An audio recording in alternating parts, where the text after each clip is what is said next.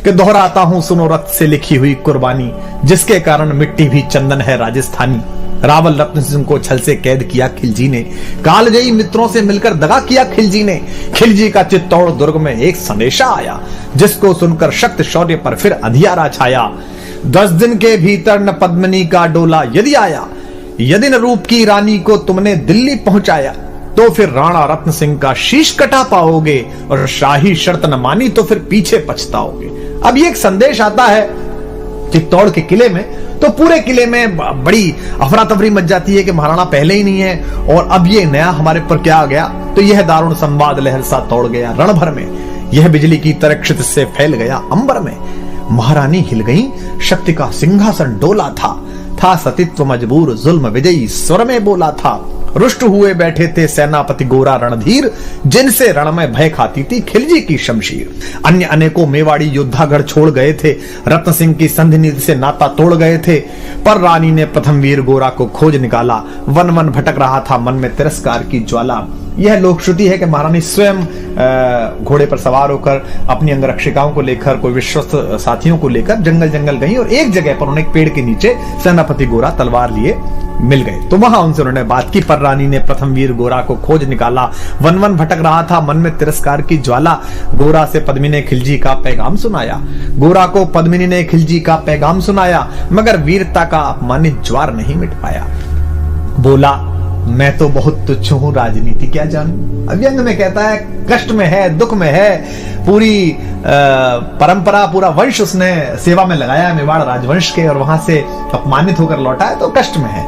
तो सेनापति कहता है कि बोला मैं तो बहुत तुच्छ हूं, राजनीति क्या जानूं, निर्वासित हूं राज मुकुट की हट कैसे पहचानूं। बोली पद्मिनी समय नहीं है वीर क्रोध करने का, अगर धरा की आन मिट गई घाव नहीं भरने का। दिल्ली गई पद्मिनी तो फिर पीछे पछताओगे, जीते जी रजपूती कुल को दाग लगा जाओगे। राणा ने जो किया कहा वह माफ करो सेनानी, यह कह गोरा के चरणों पर झुकी पद्मिनी रानी। अब पद्मिनी, महारानी पद्मिनी, मेवाड़ राजवंश की आभा, मेवाड़ राजवंश की ज्योति, वो सेनापति को प्रणाम कर रही है चरणों में झुक के। ये क्या दृश्य है ये क्या करती हो गोरा, पीछे हट बोला। और रजपूती गरिमा का फिर धधक उठा था शोला। महारानी हो तुम सिसोदिया कुल की जगदम्बा हो, प्राण प्रतिष्ठा एक लिंग की ज्योति अग्निगंधा हो। किन शब्दों से सम्मानित कर रहा है महारानी को। वो उस समय कैसी स्थिति रही होगी महारानी की कि पति कैद में है, यहां जंगल में हूं, लेकिन वो उनको बता रहा है कि आप कौन हो। महारानी हो तुम सिसोदिया कुल की जगदम्बा हो, प्राण प्रतिष्ठा एक लिंग की ज्योति अग्निगंधा हो। जब तक गोरा के कंधे पर दुर्जय शीश रहेगा।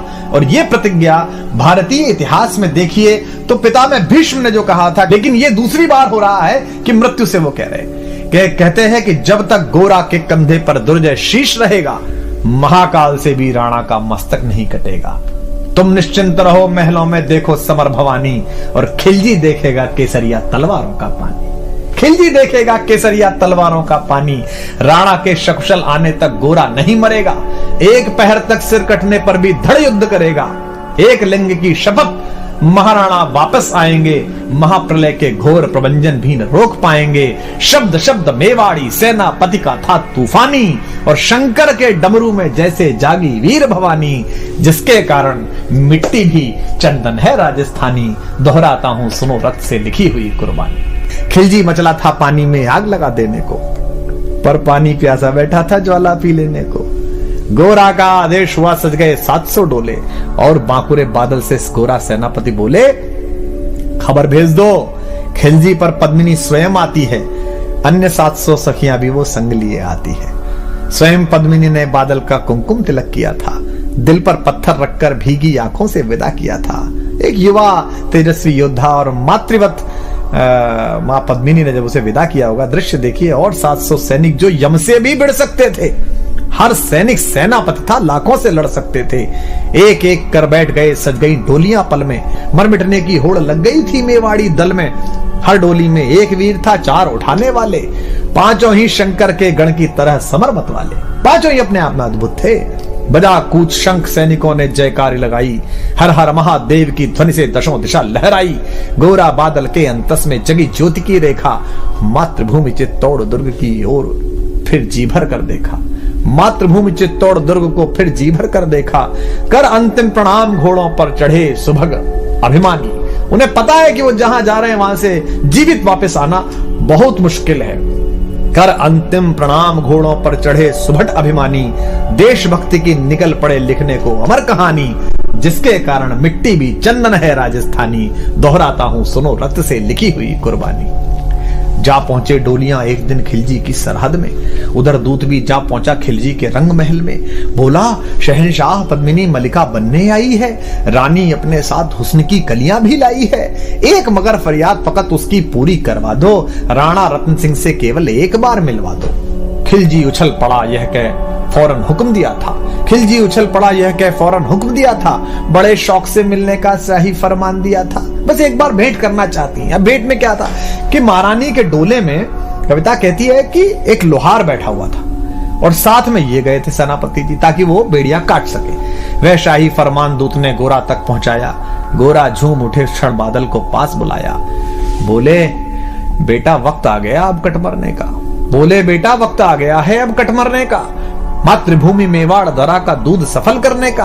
यह लोहार पद्मिनी भेष में बंदी ग्रह जाएगा, केवल 10 डोलियां लिए गोरा पीछे धाएगा, यह बंधन काटेगा हम राणा को मुक्त करेंगे, घुड़सवार कुछ उधर आगे की ही तैयार रहेंगे, जैसे ही राणा आए वे सब आंधी बन जाएं और उन्हें चित्तौड़ दुर्ग पर वे सकुशल पहुंचाएं। अब आप तैयारी देखिए कि कितनी कठिन, पूरी सेना खिलजी की और ये चंद लोग, और उसके बाद भी अपने महाराज को महाराणा को किस तरह मुक्त कराने के लिए क्या संकल्प है कि उन्हें चित्तौड़ दुर्ग तक वे सकुशल पहुंचाएं। अगर भेद खुल गया वीर तो पल की देर न करना, और शाही सेना आ पहुंचे तो बढ़कर रण करना, राणा जाए जिधर शत्रु को उधर न बढ़ने देना, और एक यवन को भी उस पथ पर पांव न धरने देना। मेरे लाल लाड़ले बादल आन न जाने पाए, तिल तिल कट मरना मेवाड़ी मान न जाने पाए। ऐसा ही कोगा काका रजपूती अमर रहेगी, बादल की मिट्टी में भी गौरव की गंध रहेगी। क्या तो गोरा है और क्या उसका भतीजा बादल। ऐसा ही होगा काका रजपूती अमर रहेगी, बादल की मिट्टी में भी गौरव की गंध रहेगी। तो फिर आ बेटा बादल सीने से तुझे लगा लूं, हो न सके शायद अब मिलना अंतिम लाड़ लड़ा लूं। यह कह बाहों में भरकर बादल को गले लगाया, धरती कांप गई अंबर का अंतस मन भर आया। सावधान कह पुनः बढ़े पथ पर गोरा सेनानी, ऐसा ना हो जाए कमजोर हो जाए, इसने कहा सावधान कह पुनः बढ़े पथ पर गोरा सेनानी। पहुंच लिया झट से मुड़कर बूढ़ी आंखों का पानी, पहुंच लिया झट से मुड़कर बूढ़ी आंखों का पानी, जिसके कारण मिट्टी भी चंदन है राजस्थानी, दोहराता हूं सुनो रक्त से लिखी हुई कुर्बानी। तो अब योजना का क्रियान्वयन देखिए आप कि गोरा की चातुरी चली, राणा के बंधन काटे, छांट छांट कर शाही पहरेदारों के सर काटे। लिपट गए गोरा से राणा गलती पर पछताए।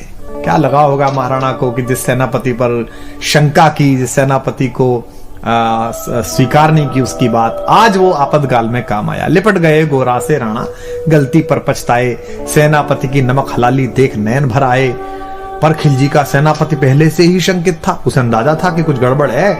ऐसे लोग नहीं है जो इतने आराम से मान जाएंगे ये कि रानी आ रही है और उसकी सखियां आ रही हैं, उसको संकट था।